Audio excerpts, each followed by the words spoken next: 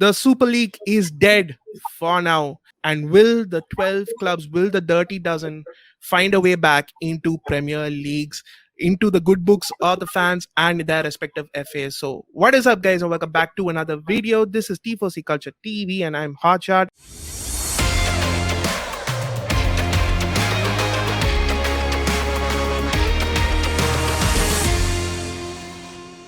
And I'm joined by a familiar face and two very fresh faces. Thank you so much, guys, for coming onto the show. We have Fateh, our resident Inter fan, and our Serie A expert, if you will. Yeah, new faces. Starting with Alex Brotherton. He writes for La Liga Lowdown. He's an incredibly good person, and he's very kind enough to come on the podcast to give his thoughts from a La Liga perspective about all the clubs involved. And we have Sibi, our resident United fan. Welcome to the show, Sibi and Alex. It's really good to have you. It's a pleasure to be here. Thank you for having me on. And thanks for the glowing introduction as well. I really appreciate it. Yeah. You are a real legend for coming onto the show, and Fateh as well. So, how are you people? Like, it's been a pretty uneventful week, I would say. Anybody felt that way? I'm just kidding. Yeah, it was very boring. Yeah, very boring. Nothing happened. Nothing of great significance. The entire footballing world was not brought down to its very core. So, in case you guys don't know, there was a small matter of 12 clubs forming a breakaway European competition called the Super League.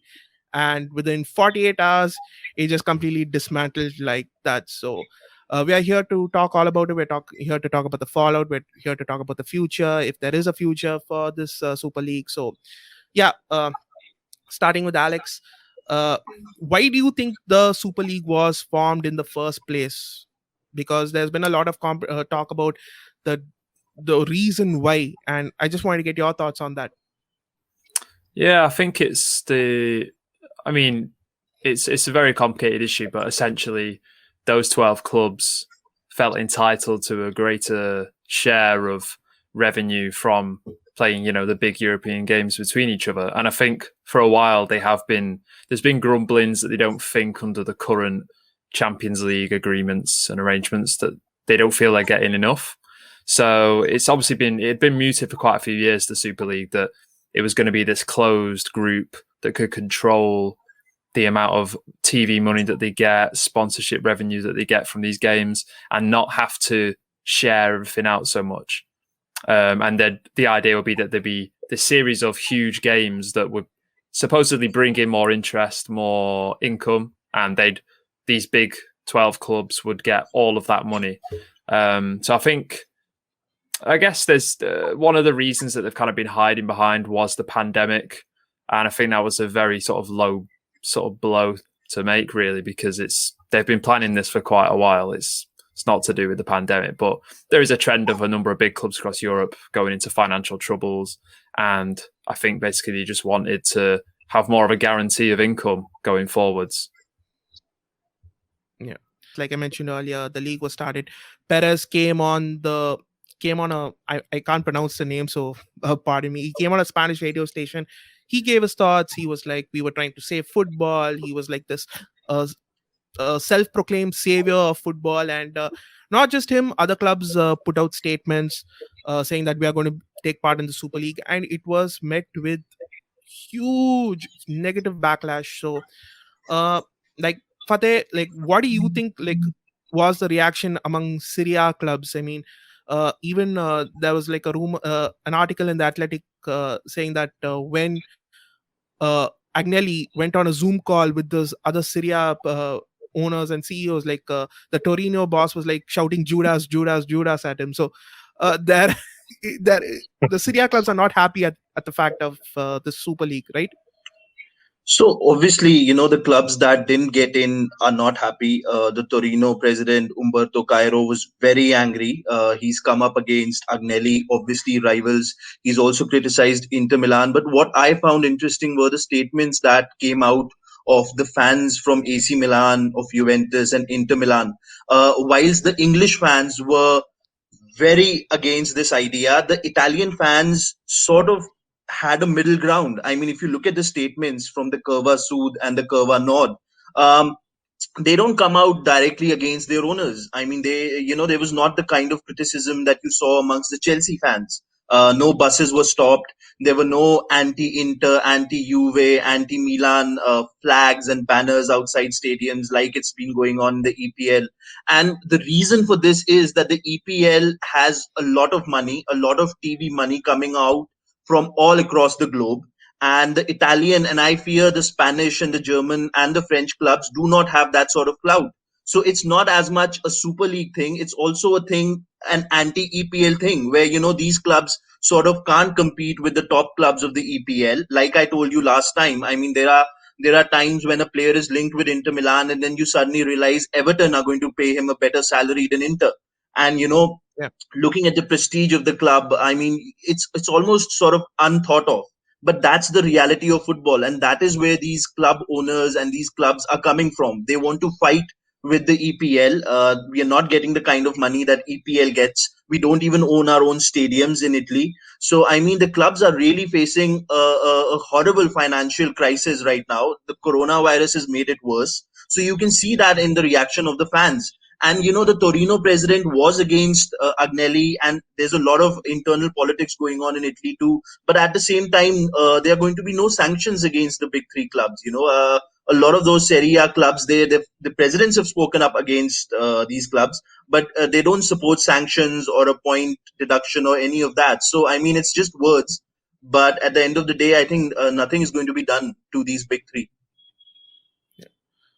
Sibi, to you, like it was a dark day for the whole of football, but it was a pretty good day if you were a United supporter, because immediately after, like Fateh said, this was met with a huge like backlash from the fans. Fans were stopping. Chelsea fans were like on Fulham Road protesting.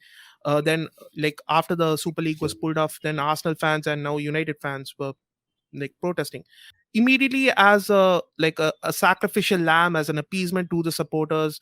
Woodward was sacked, and surprisingly, like he was the only casualty in this whole shambolic display. Like only Woodward got the sack. I don't think anybody else got the sack. So why is it only like Woodward getting the sack at this point of time?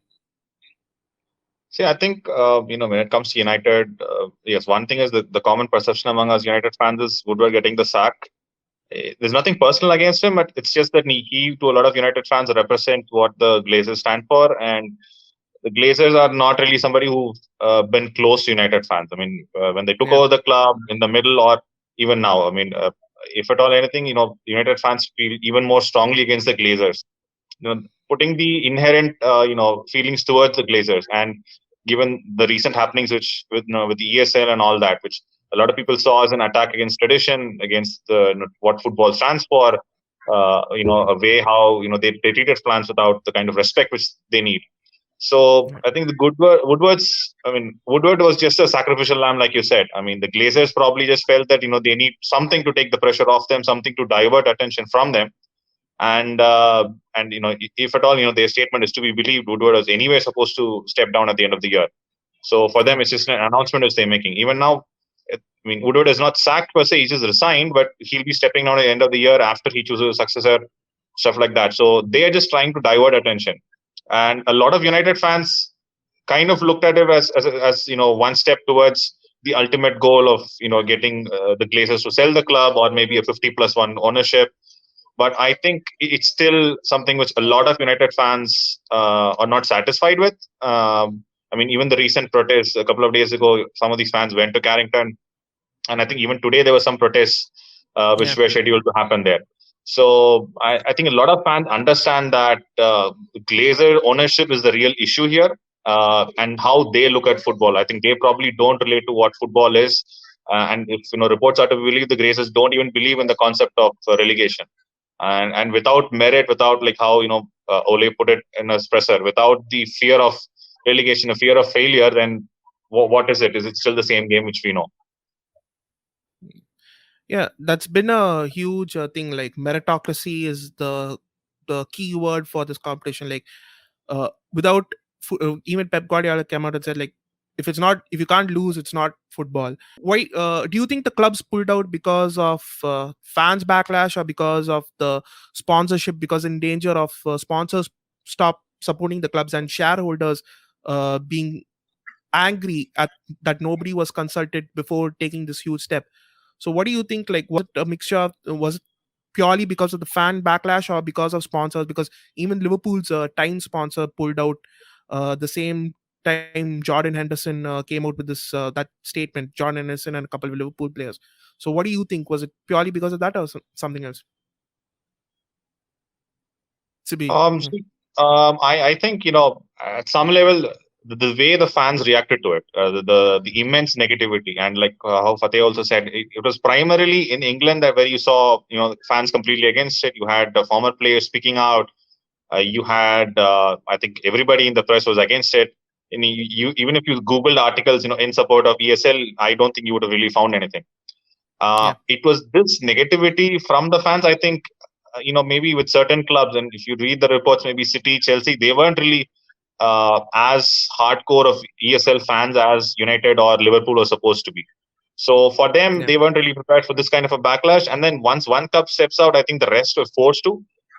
And in a way, I think the political angle also comes in. The government saying that they're going to step in, maybe that player in mind. As far as the sponsors goes, a couple of sponsors did issue statements that they are against it. But even that, if you look at it, it's probably driven from a fan perspective. They didn't want to get associated with that kind of a negativity. And the shareholders, I think it's too early to judge with regards to shareholders, because I think Juventus' shares went up once this announcement came out. United shares hadn't opened by then, but by the time it opened, there was already this immense wave of negativity there. So, any reaction in the market after the ESL announcement, when the shares went down as well, I think that can still be attributed to the negativity which was there from your traditional fans, based in England. And maybe in some part, the fact that managers weren't consulted, the players weren't on board. If you had players on board, if they had probably issued some statements where they are portraying this as something for the good of football, something against UEFA, there's stepping out of UEFA because UEFA is trying to dominate, something like that. If they maybe spun it a little differently, maybe the reaction might have been different. But the whole way how they went about it, just trampling on everyone, saying that this is who we are, we're doing this, we don't care what you think. I think that didn't sit well with a lot of fans. And even now, if you think at it, I mean, I do agree it's not a great move for football, ESL, but it's not like football really won. It's just status quo is being maintained. At the end of the day, whatever problems are there with UEFA, they're still there. It's just ESL probably looked like the bigger evil, and I would say bad PR. Alex, we mentioned earlier, like Sibi had a really good point about the fact that nobody tried to sugarcoat it. Nobody tried to come up with this whole idea of we are saving football. We are trying to help bring out, like it was just mentioned, like in passing, like we're going to give 10 million in solidarity funds to the lower league clubs. It was very poorly executed. I mean, at I think little before 11 o'clock in the night Sunday, all the 12 clubs just put on an announcement and a website just popped up, and that's it. So why, like and there was also a thing that the head of the PR for this entire league, that person has worked with Boris Johnson, the PM. So that it shouldn't have been so poorly executed, and it shouldn't have been so poorly announced. So what do you think was the main reason for that? I mean, it does seem a bit of a mystery that it was so poorly executed, because it's, by certain reports, this has been in the planning for quite a few years now, the Super League. It's not something that was thought up overnight and then they just went with it. So, I mean, yeah, because all the details were very shady. Like there was all these grand promises of, oh yeah, each club will share £3 billion, and it'll trickle down to teams that aren't in the Super League. But there was no real solid details given in the press releases, in the statements. Florentino Perez gave no solid details on his radio interviews. But I think it's not really, while it is a surprise that there was little details, I think the fact that it was the announcement was made late at night, the fact that it was all made with these copy and paste statements that each club released, in a way isn't a surprise, because they've it's no coincidence that the Super League was revealed at a time when there is no supporters in stadiums for an instant backlash. This has been meticulously planned for a time where supporters are supposedly at their weakest position to fight back if they don't like it. Now, obviously, it's transpired that in England, especially, supporters still didn't like it. They weren't in the stadiums, but they still fought back, and it's halted the program. But I think it's a bit of a mystery why they were so poorly organised about it all. But at the same time, given the way that they've chosen this, I wouldn't be surprised if the lack of detail was just to kind of pull the wool over people's eyes a little bit. They just sort of made promises, maybe hoping that people wouldn't ask too many questions about it, and then it'd just sort of push through, and that would be that. I think had they given too many details, too many financial details, people would have gone, actually, you know what? That doesn't work. That doesn't work. Yeah. This isn't going to save football. This isn't going to serve everyone. It's just going to serve these 12 clubs. So I think it might have been a bit of an intentional sort of vagueness, if you will. That's my personal take on it anyway. Most of the quotes were put out by the clubs, like when they were talking about this entire thing, was like the current system needs changing. The current infrastructure is not good enough to sustain European football. So surely there has to be some blame with the UEFA and FIFA and all this fiasco. Am I right? Yeah, I think it was touched on a few minutes ago. It's not that.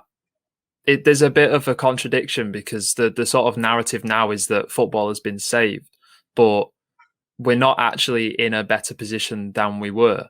We're probably still in a worse position because this thing has happened, and this is the closest we've ever come to the end of sort of modern football as we know it. But we're not in a better position. UEFA and FIFA have allowed finances to just spiral out of control. There's never been a greater disparity between the super rich and the not super rich.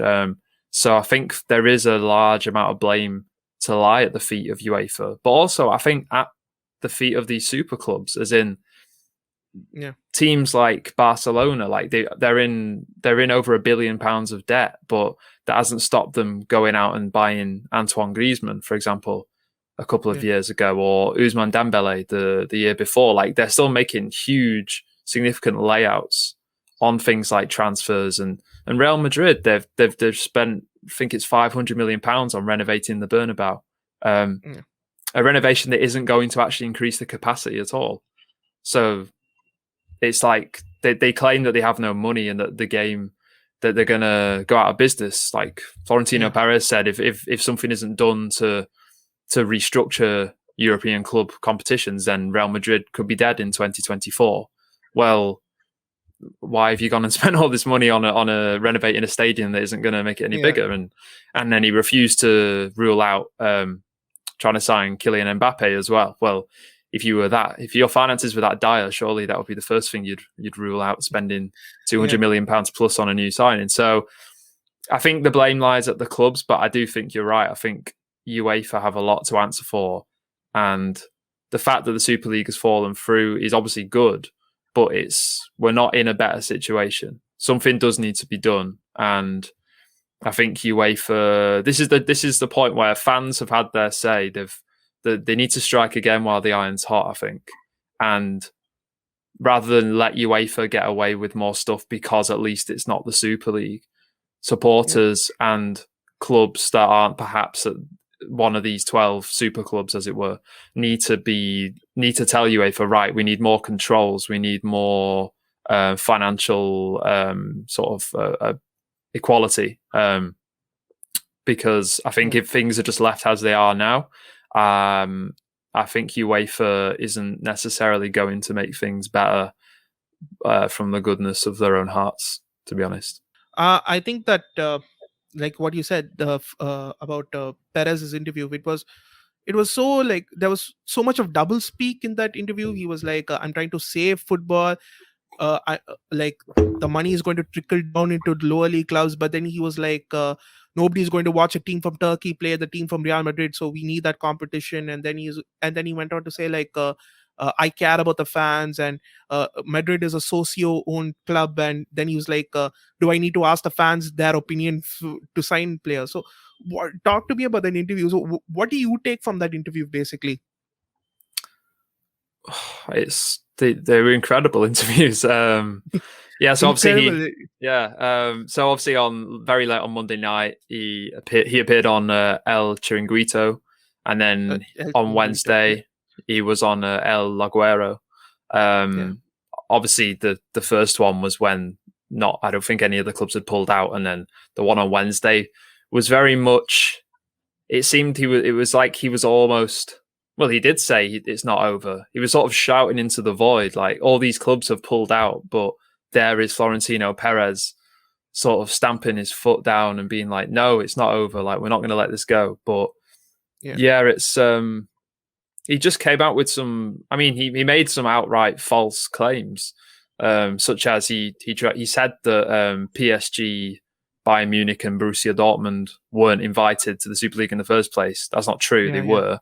Der Spiegel, the German newspaper, has obtained documents that shows that they were invited, and they were given time to join. I think Bayern and Dortmund were given a month to join. PSG were given 2 weeks to join. He claimed that the protest outside Stamford Bridge, he said that only 40 people were there, whereas images show there was at least 1,000. It just seemed like a series of desperate claims to try and... I don't know if he was trying to save face, because that's not really what he's done. He just sort of made himself look even more desperate and kind of ridiculous. But I think it's especially in Spain. I think maybe in countries like England, fans aren't so surprised, because there's a very negative. There was already quite a negative view of Florentino Perez as this kind of as this sort of power hungry kind of president who will say anything and do anything to get what's best for him, basically. But in Spain, he is very much, and not just at Real Madrid, but across Spain, he is respected as like a very accomplished sort of businessman, administrator. He's always sort of bang on the money. He's never makes rash decisions. Everything's very planned out. He's a great speaker, but all of this just seemed to desert him in these interviews. And I think maybe that does show how much of like a sort of a blow the fact that this has fallen apart is, because he isn't used to not getting his own way. Like at Real Madrid, he's the last 3 elections for the presidency at Real Madrid, he's run unopposed. No one's ever opposed him. He's changed the mandate so that it's incredibly hard for anyone to actually run against him. And then if they did, they're pretty much guaranteed to lose. He just made some extraordinary claims, and I think that just shows how much of a blow this is to him. And obviously he's going to leave the door open for this to happen in the future. And Barcelona have actually joined him in that. Barcelona haven't pulled out. Joan Laporta didn't go as far as to say that it's over. He kind of sat on the fence. He didn't pull out. They didn't stay in. But I think it's not a surprise that Perez hasn't fully put the brakes on it, but it is surprising the sort of the lack of sort of professional, like he was just very unprofessional with it. It just kept making claims that contradicted each other, that kind of thing. So I think it was quite surprising, Fateh, in Spain they had Perez holding down the fort, coming out and giving all these interviews, while over on the other side in Italy there was Agnelli, the Juventus owner. So he came out and like I mentioned earlier, his interview was also the same thing. He was going after UEFA. He was criticizing the board and the way the current European football structure, the entire the machine is flawed. And also he said like a lot of other stuff, like kids are not going to watch, like they want more entertaining football. They want a lot of other stuff. So what are your thoughts on Agnelli's interview? So, to the first issue that UEFA is the villain, or UEFA is not taking care of clubs. I mean, look at the Champions League, the word champion. But, the champions of Scotland don't get in. But the second, third and fourth place team from, say, Italy, England, Germany, France, they're all getting in. So UEFA has bent over backwards to please these big clubs right through the 90s. I mean, they've opened the Champions League to these big clubs. They've poured in a lot of money to these big clubs, and these big clubs have now become prisoners of their own success. I mean, they live off that money. That pool, that the share of money has increased in the Champions League. The champions are not getting there. I read a statistic that 45 of the 55 nations from Europe, their champions don't directly get into the Champions League. So, when Yeah. you blame UEFA for spoiling football, I mean, UEFA has done everything to appease these big clubs. So, it's not as if UEFA is the only villain out there. Also, like I said earlier, out of the $3.8 billion or pounds that UEFA makes, almost 2.001 or 2.1 billion goes to the clubs. So it's not like Real Madrid or Juventus don't garner the biggest share of money every year from UEFA. Now to the second point, kids don't watch football. I mean, the clubs want more money. They Yeah. realize that you can't really make a lot of money from stadiums. I mean, I know in the EPL ticket prices are sky high. I mean, I think you pay almost £100 for a single EPL game, Alex, if I'm not mistaken. So you can't really. Yeah, not across Yeah, the so you board, but a lot of them. yeah, but for the big clubs, I mean, you can't really expect somebody who's in the age bracket of 15 to 25 to then be spending £100 every week to support Manchester United. So these clubs Yeah. want more money from ticket revenues. On the other hand, they want the best broadcasting deals. So broadcasters have to pay them a lot of money. And in turn, these broadcasters then demand a lot of money from the home subscriber.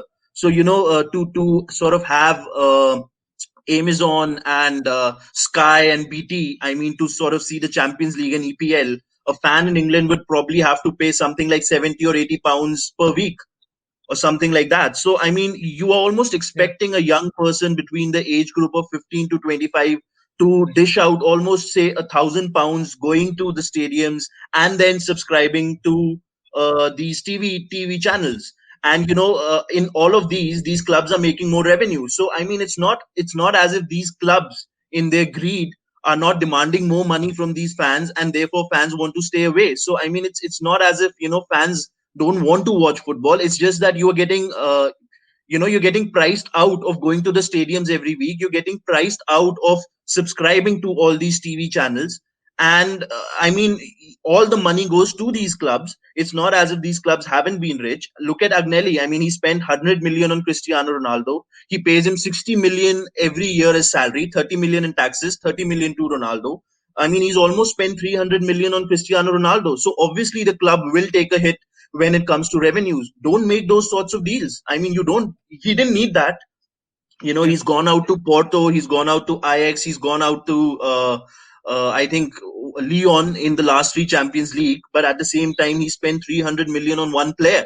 I mean, that's not good management. And I mean, you have to take ownership for your own decisions. I mean, that was a bad decision. Juventus made a bad decision, and now it's almost as if these clubs want to make bad decisions, but at the same time they want guarantees of always having money irrespective of the bad decisions that they make off the pitch. So I mean, I think that's just not fair. I mean, that's not competitive. That's not in true nature of capitalism. And it's very interesting that these owners, they want the American model. So America is this great capitalistic nation, free market Yeah. economics, money rules, but at the same time their sports sort of have this socialist tradition of no relegation, no competition. Whereas Europe is very social welfare dominated, but sports are all about competition and merit and capitalism. So I mean, I find Yeah.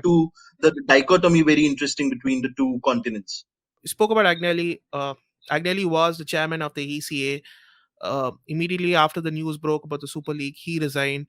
And Agnelli's daughter's godfather is Seferin, the UEFA president. So there is a bond. And Seferin actually was hoping that Agnelli would endorse the new Swiss model. Surely the damage has been done, right? So no way can Agnelli come back into the ECA, and the bridge has been burned between him and Seferin. And do you think he will resign from the Juventus board? No, I don't think he'll resign from the Juventus board. I mean, it's never going to happen. Juventus were, rocked by the Calciopoli scandal. They were relegated to the second division, but nobody resigned. So it's not going to be. I mean, it's this is a very EPL thing where you saw the Manchester United CEO resign or whatever happened, but it's not Yeah, going to happen in Italy at all. And look at Marotta, the Inter technical director, for example, saying he said, I wasn't even part of these discussions. I didn't really know much about that. Obviously, that's not possible. He yeah, knew definitely. everything about it. So, I mean, it's. I think it's a cultural thing. I think Agnelli will not be retiring. With Cheferin, yeah, I mean, they have a relationship off the pitch too. And, I expect UEFA to not sanction any of these clubs, and these clubs will be back in the Champions League next season. And then in a year or two, they'll be again demanding more money. At the end of the day, I think UEFA and these big clubs, it's a nice cozy, it's a nice cozy family. I think they both need each other, and they're not going to be, leaving each other anytime soon. In fact, what is interesting about Agnelli is that there was this fund which was in discussions to invest in Serie A, and Agnelli Yeah, was leading the negotiations with that fund. It was a $1.2 billion investment, and one of the clauses of that investment was that you will not change the Serie A structure come what may. But at the same time, Agnelli was negotiating with that fund on behalf of Serie A. He was also part of these Super League plans, which obviously he wanted changes to the Serie A and the European structure. And so now a lot of clubs are planning to sue Agnelli for his double speak or his two-faced nature. So I mean, yeah. it's very interesting the kind of politics that Agnelli is playing. But then he's just such a powerful figure in Italian football that there is simply no doing away with him. Agnelli is one of the most powerful figures at football, and Sibi, like in the Premier League, the fans were fully against this idea. Then the sponsorship deals was slowly coming out. Like Amazon came out and said that we're not going to be a part of this. We're not going to be broadcasting this Super League. Then, like I mentioned earlier, Liverpool's time partner pulled out.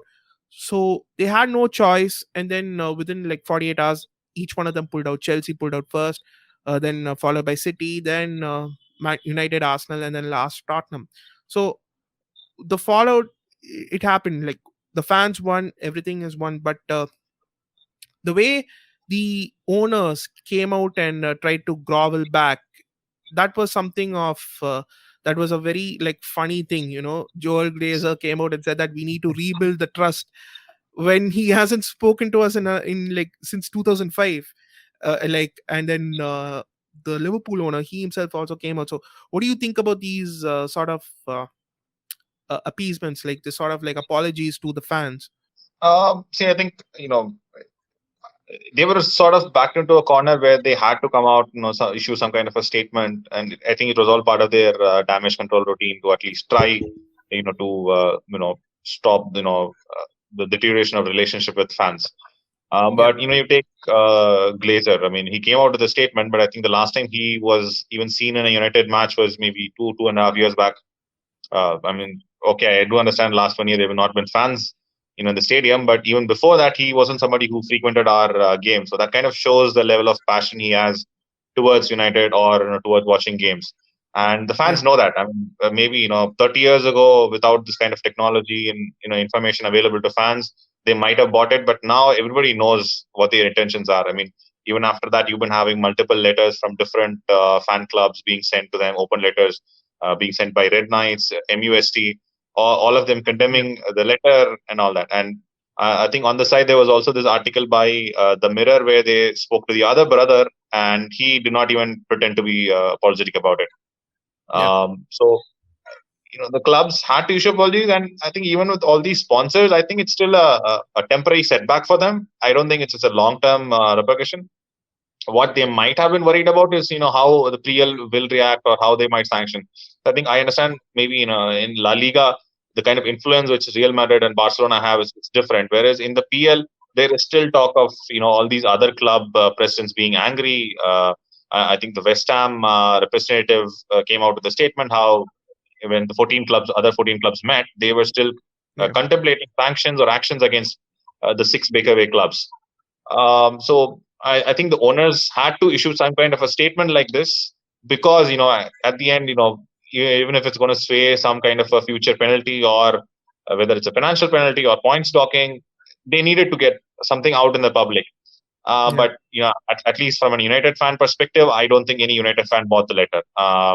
And probably if there was a Liverpool fan listening to the video by their owner, I think even they would have looked at it with a similar level of mistrust or contempt. And even the timing of those apologies, like when United pulled out, they just issued a simple statement saying that we're pulling out, and it took them 2 days to actually come up with an apology, which was after every other club had in one form or the other apologized for them or issued some kind of an elaborate statement. So that kind of shows that they weren't really, wanting to apologize. It's just that they were backed into a corner. And even with the whole ESL project, even now, I mean, on one hand, you have Perez still saying that it's alive. I mean, it's pretty difficult to imagine how it will go through without, the English clubs. It's basically half of what they had planned for. But I feel that, at least, United, Liverpool, these American owners, they're still just probably waiting for the right opportunity to jump at something again.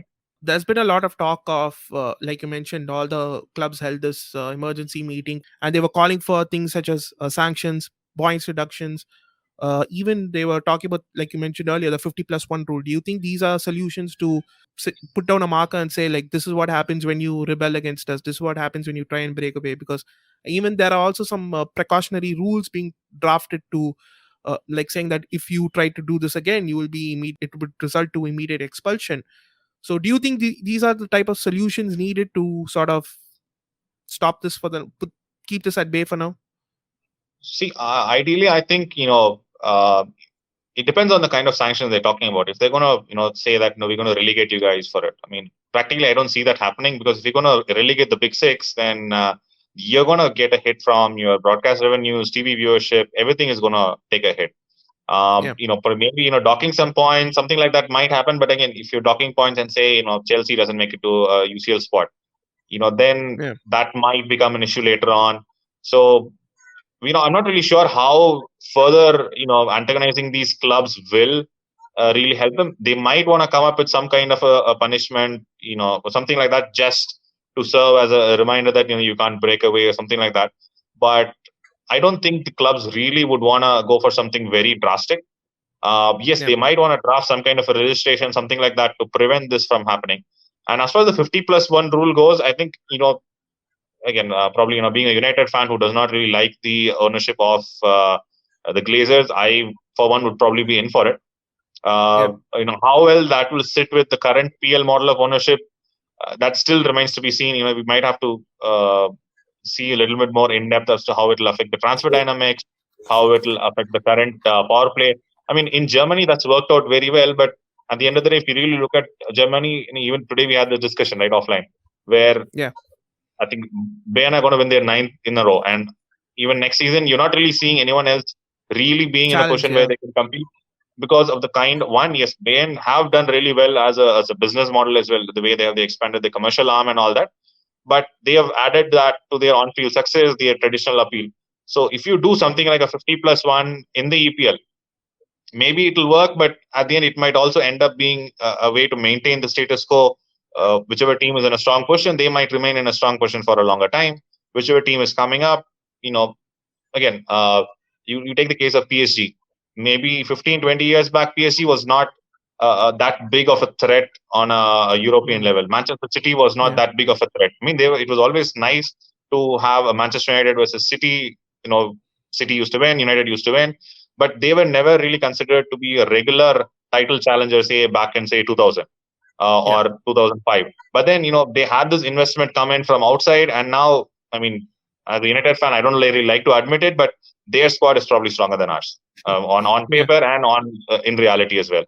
So those kind of things at some level also depend on external environment. Only thing is they need to keep it sustainable. So 50+1 rule, I mean, being a United fan, I like it, but I don't know how other fans might react to it. Because there are a lot of clubs where the owners have actually put in a lot of money, they put in a lot of effort to develop the clubs. So they might feel hard done if something like that comes up as well. Alex, there's a 50+1 rule in Germany, but in La Liga in Spain, it's a little bit different. I mean, La Liga clubs are more like country, and the members are kind of like its population, and they get to vote for their president. What do the socios think about this Super League? Yeah, it's an interesting question. It's definitely not anywhere near as clear cut as it is in England or in Germany. It's a bit more like it is in Italy, although I think it depends from club. If you look at Barcelona, basically it's quite 50-50 between socios who are for a kind of Super League and those that are against. And it's sort of a boundary that kind of blurs the lines between, say, you've got people that supported the last president at Barcelona, Bartomeu, who was replaced by Laporta. You've got people that supported him but wanted a Super League, people that didn't want it. And now you've got the same with Laporta. And fans see both sides. They see that their club is in an astronomical level of debt, and a Super League seems to be the only real option that is going to save them from that, because they've got to pay a lot of it back fairly soon. But then you have got, on the other side, Barcelona is one of the 4 teams in La Liga which is fan-owned.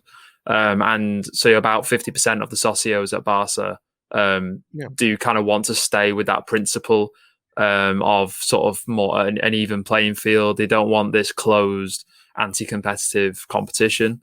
Then if you go to teams like Real Madrid, that's I don't know any exact figures, but the feeling around Real Madrid is that a lot of their members are either for the Super League or they're just not really that bothered. There's not really much of a Real Madrid contingent that are actively anti-Super League. I think that comes from a similar position of they're also in a lot of debt. They can see the obvious financial benefits that this Super League would supposedly bring. They're also just very, like, Florentino Perez, he's the club president of Real Madrid, but he's basically a god at Real Madrid. Like, if he wants it, the fans want it. Not many people go against him. Then you've got Atletico Madrid, which is another interesting one, because they are, again, I think it's kind of a split between the fans there. Now, they're not fan owned, so they don't have like socios, but they are traditionally seen as this club that kind of represents the kind of little man in a way. Obviously, they're not a little man. They're one of the biggest clubs in the world now, but currently they've always been seen as, they're not Real Madrid and they're not Barca. They're kind of the antithesis of Real Madrid. They're the underdog. They like that tag, and Diego Simeone and his players perfectly represent that. So I think there's a bit of uneasiness within their fan base about being in this 12 club kind of cartel at the top of football that wants to eat everything basically and not leave any scraps for the rest. So I think that Atletico Madrid, there was a few of the ultras groups put up banners outside the stadium, and not like it wasn't a protest, anything like they've had in England, to be honest. So generally, the fan sort of view of it hasn't really been that against the Super League. It's either been for it or kind of not really bothered either way. And outside the top clubs, it's not. I guess most teams, obviously, all the other La Liga teams, the other 17 teams, all put out statements against the Super League. They all wore pre-match T-shirts for the games against it. The fans are sort of going on those lines, but again, they're not as passionate about it as they have been in England. They're not going out on protests and whatnot. And even, I think what shows that is that Atletico Madrid, they had a protest planned, but they cancelled it as soon as Atletico pulled out. They cancelled it. So it's not like at Manchester United or Arsenal where fans are still protesting and going on the streets. They're happy now that it's not happening. So they're not really as sort of passionate about it as is the case in the UK. You mentioned one thing that really struck. Like, Perez is a god. Whatever he says, like, the Real Madrid fans just eat it up. And you also mentioned earlier that he's a well-spoken man. He commands a lot of respect in Spain.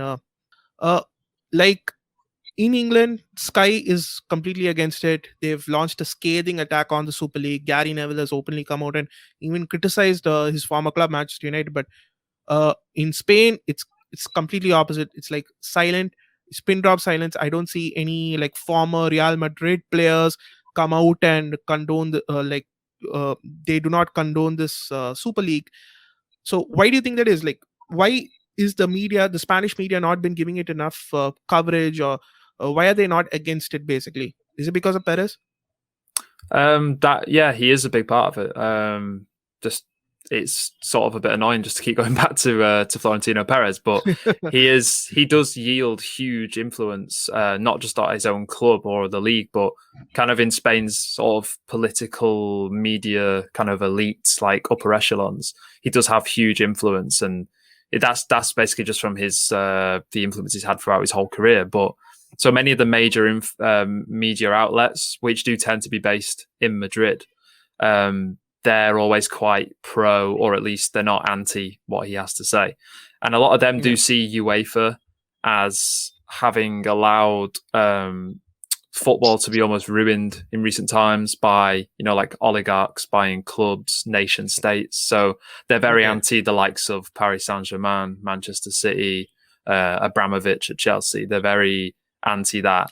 And I guess it's the same rhetoric that Florentino Perez has always been about that. He's saying these new owners and states that are buying clubs, it's against the kind of ethics of the game. It's Barcelona and Real Madrid, we do things properly, like we have socios, and the media kind of lap that up. So I think that's a big reason why there's not been much of a backlash. And you've even had like major journalists, so the host of El Chiringuito, like I think Perez was meant to go on and he didn't turn up because he had to go to this emergency meeting because everyone was dropping out the Super League. But he basically had this sort of dialogue with the camera where he was saying, kind of, I hope you're happy with what you've got now. Like PSG and Manchester City can just do what they want, and UEFA are ruining football. So there is a real sense that what the Super League was going to do was going to help. And a lot of the media do kind of buy into that in Spain. In terms of, you mentioned like no former players kind of at Real Madrid. No, you haven't had any. There's not been any former players that have come out or current players like there has in other countries. I think only Luis Figo came out. I'm not sure. Yeah. But it is very much, again, linked to Perez. It's that people know if they want to have a future working at Real Madrid, you don't go against Perez. Iker Casillas learned that the hard way a few years ago.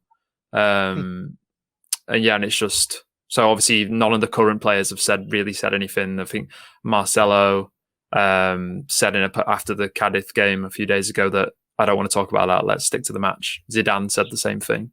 The highest profile, apart from Figo, the highest profile former player that said anything was David Beckham, and he didn't reference Real Madrid or anything. So people don't really like to go against Florentino Perez, and it's probably understandable given the power that he wields. If you want to have any like career in Spain, I think it's best not to go against him. Fateh, you want to say something? Yeah, no, I mean, it's easy for Real Madrid and Real Madrid's fans these days to criticize PSG and Man City. But then isn't there a lot of hypocrisy where they forget their Franco past, because Real Madrid were a state-sponsored club. They were Franco's club.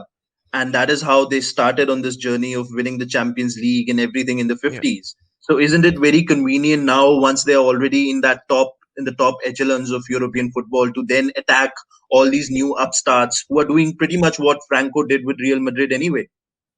It is. It is very hypocritical, especially with these are the people that are saying UEFA has ruined football by allowing this. So then, okay, let's fix it by creating a closed 12-group league where no one that isn't in the league can ever get to our level. It is just hypocrisy, basically. Yeah. And imagine if the Champions League was a Champions League, Real Madrid wouldn't even be qualifying most of the years. Yeah, exactly. 100%. Fateh, over to you. Like, you mentioned the other clubs are not as like they're 50-50, they're 50-50 split. Do you think it's because of the case of they need money? Like right now, Syria is in desperate need of money with the pandemic and the whole like worldwide issues going on. Do you think that there could be some problem if the Super League money does not come, like it does not trickle down like Florentino Perez said, because then like clubs cannot demand huge fees for a player. Like Inter Milan, they nearly got Barella for like around 50 million, and that really helped his former club. So does this things actually work? But then that's been happening with the Champions League anyway. I mean, Inter were not in the Champions League and we still got Barella. I mean, I think we've Yeah, spent almost 10 years outside of the Champions League, 7 or 8 years. So, I mean, yeah, that the trickle down effect was happening anyway. I mean, it's not something that the ESL will particularly do.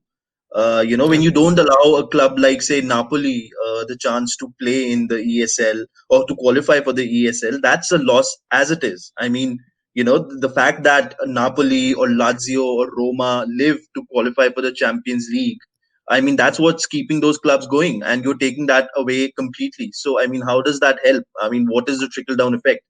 Inevitably it means that all of Italy will just be, a youth academy for these big three clubs, and that's all there is to it. I mean, they're just youth academies. We'll simply be taking their players and paying them a transfer fee and maintain the status quo. I mean, I don't think that's fair. I Most of the excuses being given by the Super League clubs, they're very they don't really appeal to anybody. I mean, I don't think anybody is falling for any of them. So, I yeah, mean, and the Serie A, Italy, I mean, most of the clubs don't even own their own stadiums. The league has been crying for reform since the early 2000s, especially since Calciopoli, and nothing has happened in that regard. I mean, look at Roma, look at Lazio, look at Milan, look at Inter. Nobody owns their own stadiums. I mean, today, Inter is, I think, 15th in the Forbes value list. I mean, we're behind Spurs, we're behind Arsenal. Arsenal and Spurs aren't even European heavyweights, to be honest. But look at Inter, look at Roma, look at Lazio. So I mean, there's so much to be done in Italy. There's so much political will required to make so many changes, but it's just not happening. And Agnelli, he's built his own stadium. He's a very powerful man, and the status quo, even without the ESL, serves him, because I don't think Juventus are ever going to miss out on a top four place from Serie A. yeah, So, I mean, it's a bit like Bayern Munich winning the league over and over again.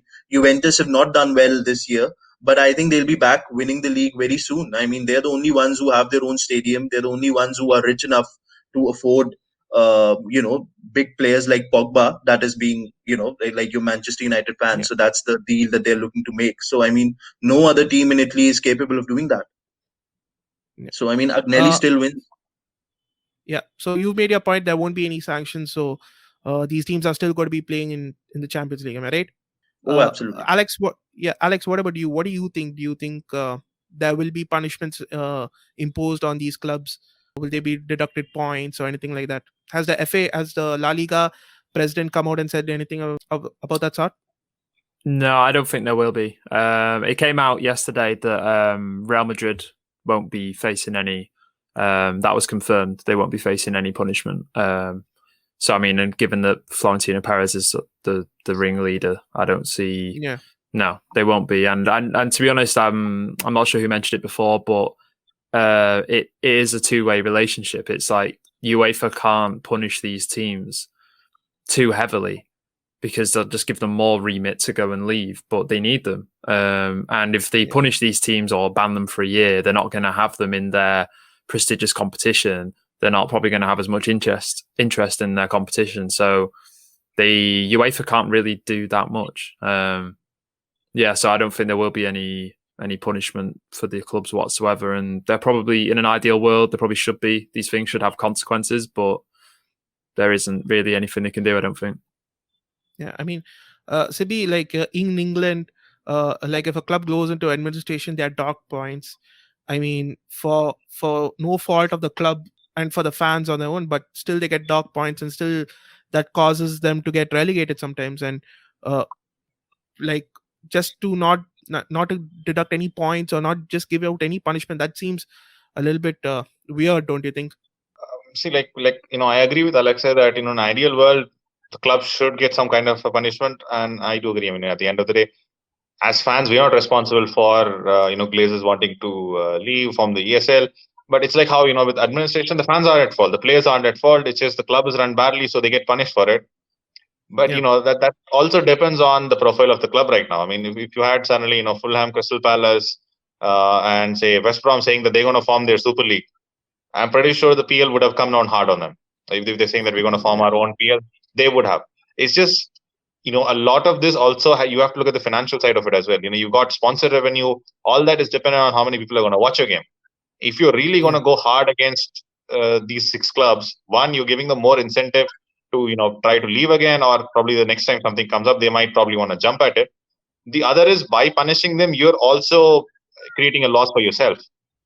So they might want to punish them, but it will not be something very severe or something which really signifies the actions that they have done. It's just be something of a token punishment, because if you poke them too hard, they'll poke back. So imagine if suddenly the PL issues a statement, or UEFA says that we're banning the 6th club from UCL for, say, 2 seasons. That's going to be a massive drop in viewership. That's going to be sponsors asking questions to UEFA that why are you doing this, because sponsors also paid big money just because they're expecting big viewers. What I wouldn't be surprised is if suddenly UEFA comes and says we're going to slap a transfer ban for 1 window, 2 window, something like that, which will affect the teams, but maybe not too drastic. Maybe something like that might happen, but you will still again have possible lawsuits, this, that. So in ideal world, yes, but I think if they get punished again, since the sentiment is still strong in the PL, there might be something which happens, but it will still be something not reflective of the actions they've taken. Alex, you mentioned the interview Florentino Perez made, but then he made another interview today, I think, that said that the contract is binding. No club can leave the Super League. So, and the most crucial thing he said was the Super League is not dead yet. So, is the Super League not yet dead? And can the clubs, do you know anything about whether the clubs can back out, or do they have to pay a fine or something like that to exit the Super League? Yeah, well, I think the Super League in its current sort of in this current idea of it is dead, but I don't think the principle of the sort of a group of clubs who see themselves above everyone else breaking away, the concept is probably going to come back in a few years. I'd be very surprised if it doesn't. Either that, or they'll mold by pressuring UEFA, they'll mold the Champions League into whatever form they want it. In terms of the fines for leaving the Super League and the contracts, obviously Florentino Perez insists that they haven't actually left because there's this contract. I'm not sure if anyone's actually seen these contracts. It's another one of these claims that Perez has made, but not really properly backed up. But yeah, so it also seems rather. He's not actually said who the fine would go to. So presumably, if Real Madrid and Barcelona are the only teams actually left in the league, do the fines go to them? That'd be very convenient, given how much debt they're in. But yeah, it's not. It's just one of his claims that hasn't really been substantiated or backed up in any way. But it'll be interesting to see how that pans out, because obviously, if they have signed these contracts, there could be a bit of a legal battle. But again, we don't actually know if they are fined. Who are they paying? Real Madrid? I'm not sure. Fateh, your thoughts? Is the Super League dead for you? And if so, what is the future of this competition if the Super League is not dead? I like Alex said, it's not dead. I mean, I think in 2 to 3 years' time, the owners will be back again. I mean, it almost seems like they managed to blackmail UEFA. I think that's how UEFA changed the Champions League from the European Cup to the Champions League anyway. And this is something that clubs do every 3 to 5 years. They get more money. I think they're going to get more money now. This new Champions League format, as it is with those 2 coefficient places, I mean, I think that's against merit anyway. So but I mean, these clubs already get their way. You don't expect Real or Barcelona or Juventus to miss out on the top 4 in their leagues every year. And the one off season they miss out, they'll get in through the coefficient route. So, they'll be in the Champions League anyway. So they've already gotten what they wanted to do through the smoke screen of the ESL. So I don't think it's dead. I think they'll use this again to browbeat UEFA into giving them more money 5 years down the line. And this has been happening since I think the 90s. It will continue to happen. And I mean, I think we as fans need to be vigilant. I think this time the EPL fans did a tremendous job. So I think all these clubs will probably keep that in mind too. And so the next time they try to bring something like this, they'll probably do it more slyly than they did this time. So, I mean, it's a Yeah. fight that continues. I don't think we've seen the last of this. I think we'll always have this. And yeah, more podcasts for you. Either they will release it in a much more uh, glossier version, a much more shinier version, a much version that makes people think that this is actually for their good and unites people. So there's going to be some form on another in the future. And Sibi, your thoughts on the future of the competition? Um, See, like Fateh and like how Alex said, I think ESL will come back in a highly modified format, but I don't think it will come back. Within a couple of years, it might take slightly longer because the failure of ESL now with 12 clubs on board, I think that has in a way strengthened UEFA's hand and put these clubs at a disadvantage. It's like you have a trump card. Sometimes it's only as good as long as you're holding it. The card, the teams played their hand and they got burned. I mean, nobody really expected them to fold in like 2 days. I mean, everyone expected a Right. backlash, but I personally thought that it was something I didn't like it, but it was inevitable. It was like okay, let's get accepted to it. Let's get used to the idea. But it will still come back in a few years. Till then, these clubs will just have to do with trying to pressurize FIFA, UEFA to give them more money. So that's there. And Perez, he's just going to keep saying that it's dead, it's alive. I think he'll just have to say that in a way to save face. And like I said, nobody's really seen those contracts, so they might even come back and say that 3 years later that we are considering something like that. But when they do, Yeah. I'm pretty sure they will still come up with uh, you know various points or various clauses which takes care of all these main issues. Like you take fans in England, the main problem they had was probably with the relegation clause of how it's a close league. So they Yeah. might just come back and say that we're going to have a league of 24 teams, and these 12 are already on board. The other 12 will be decided by who's the top one or two of the major European leagues. Then we'll just keep it rolling so with some kind of a coefficient scheme, something like that, so that it will appear as if it's open, it's going to allow teams to come in, but in reality they're just going to want to have say 15, 16 teams, and then maybe clubs like Roma, Leipzig, just coming in here and there for 2 seasons, going out for one, coming back for a fifth, something like that. Alex, I quickly want to ask you, like, I forgot to ask you this earlier, but the big clubs have pulled out. The big six clubs have pulled out. Real Madrid and Barcelona are still in the competition, as well as Juve.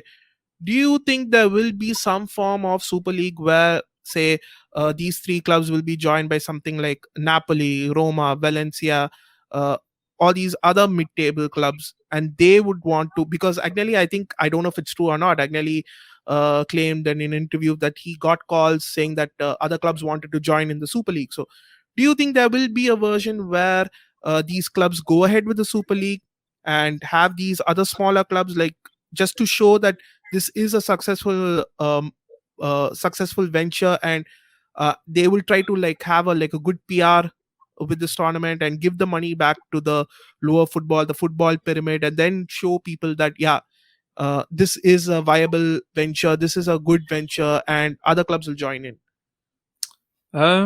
It's an interesting idea. I'm not really convinced now, just because the whole principle of the Super League was, well, I mean, Florentino Perez didn't even hide it. He was saying that, people want to watch the big teams play the big teams, or like the so-called elite teams. So like, obviously, like the likes of Valencia and Napoli, they're huge clubs, Sevilla, but like, I don't think in Perez's eyes or Agnelli's eyes, they are going to get the audiences that, say, a Real Madrid playing Juventus would get. You're not going to have the next Lionel Messi playing for Valencia, or the next Mbappe playing for Napoli. It's not going to grab that attention. It's not going to bring the sponsorship. So I don't really think that they would consider forming a Super League with anyone but just like the teams that they deem are like at the very top of like football finances. And as I said, that's not to say those teams aren't top clubs. They are. They've got huge huge fan bases, long history, lots of trophies in the past and recently. But in terms of this Super League project, I don't think they'd do something like that. No. Yeah, I think we've covered everything. So anything you guys want to, like, your last words regarding this competition? Fateh, you want to say anything? Nothing. I think for now it's dead. Let's go and win the Serie A and play the Champions League next season. And let's keep our eyes out for these two coefficient places that UEFA have in their revamped Champions League, because I think fans need to protest against that too. I mean that structure, the Swiss league style, every team plays 8 matches or 10 matches. You don't get to play home and away against every team. That just does not sound right to me as it is. So I mean, I think there have to be protests against this new Champions League that UEFA is coming out with. Yeah. Sibi, any final thoughts? I mean, I think I do think this Super League concept is probably going to come back again, maybe in a few years from now. But for now, I think UEFA is the one who really gained a lot out of all this chaos which happened, because they were able to push through the new format for the Champions League. A couple of players in England really tweeted about it. They just started saying that we need to start discussing on this now, in terms of the number of games they play, because the clubs did want a lot of matches because that gets them more revenue. But it's a weird format, and I think as a fan, being used to the group stage format for so long, I would have rather preferred a bigger group stage rather than having the Swiss format, which they're talking about, 10 games. It's just one big table. So you're basically going to have two leagues now. Like you have the PL on one hand, and in the midweek you're going to have some kind of a European league with 30 odd teams or something. So it's a weird format, to be honest. I'm not sure if I'm really convinced on what UEFA is trying to sell to us, nor what Perez and co try to sell to us. So you're stuck in the middle right now. Yeah. But as Alex, as a United fan, I think we have other problems to really deal with. Yeah, definitely. But what do you think? Like for us, I think we pretty much know how the club can get its fans back on board if the Glazers leave. But what do you think? Like, how do you think the other clubs will? What would the other clubs accept as a form of proper apology? Like, fine, we forgive you. Let's get away from this. You mean as a fan of, say, Arsenal or Liverpool? Yeah, as Arsenal, okay, again, fine, Arsenal, United, but like for Liverpool and for like Chelsea, like what do you think that what can the club do to get the fans back on side? See, I think again, I might be wrong, but my general perception is maybe Chelsea and City fans are still relatively more okay with the idea, because they were among the first clubs to really pull out of this.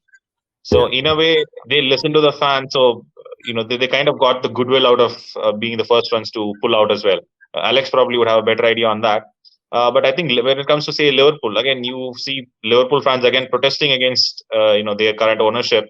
So probably they want some kind of an ownership change. But that also leads to the question that, okay, fine, if Glazers sell the club, if FSG move out of Liverpool, who's going to buy it next? I mean, are they going to be really okay with some other billionaire, some other oligarch coming and buying the club? So I'm not sure what's the end game there. Maybe 50+1 fan ownership might work out as a sort of apology, but I'm not sure if that's really a practical solution. But I think Alex might be in a better position to really comment on what the City fan might have, or what the perception with a Spurs fan, because nobody really talks about Spurs right now. I mean, we are talking about Arsenal fans protesting, but nobody's talking about Levy leaving his job. They used all that to fire Jose. But beyond that, nobody really talking about, are their fans happy? Are they leaving it? I'm not really sure. Alex, your final words and thoughts? Yeah, I just sort of echo what the guys have said. I think it's a good thing that it's fallen through the Super League, but yeah, the new Champions League format is basically Super League light. It's with these two coefficient places and the extra strain it's going to put on the players with the new league format as opposed to a group stage. So I think there does need to be a push against that now. Strike while the iron's hot. Stop UEFA from doing this, because it's just sort of a stepping stone to probably more coefficient places in the future. And then before you know it, we basically do have the Super League. Yeah, that's what I'd say. Just hopefully, I do hope that there can be a push against this, and hopefully it'll stop it before it's too late. Fine. I think we've covered everything. It's a really, really good podcast. It was a really good session chatting with you guys. Thank you so much, Alex, for coming onto the show. I hope you come on for many more episodes. Where can the people find you on social media and your work, Alex? Yeah, well, I'm on Twitter. Twitter is at Alex_Brotherton. So just my name, basically. And when I write, I usually write on theligalowdown.com. And we're also on Twitter at La Liga Lowdown. Yeah. And SB as well, thank you for coming on the show as a first time guest. But yeah, Fateh is a returning guest, and he's almost like a Tifosi Culture family. So everybody go follow Fateh on social media. I'll have his link in the description. So thank you so much, guys, for tuning in. If you like this video, if you like this podcast, please make sure to like it. Give us a rating on iTunes, and do subscribe to our YouTube channel, Tifosi Culture TV, and also like, share, and subscribe to the podcast, and follow us on social media at Tifosi Culture TV. So for now, this is me, Hotshot, along with Fateh, along with Sibi, along with Alex. Peace.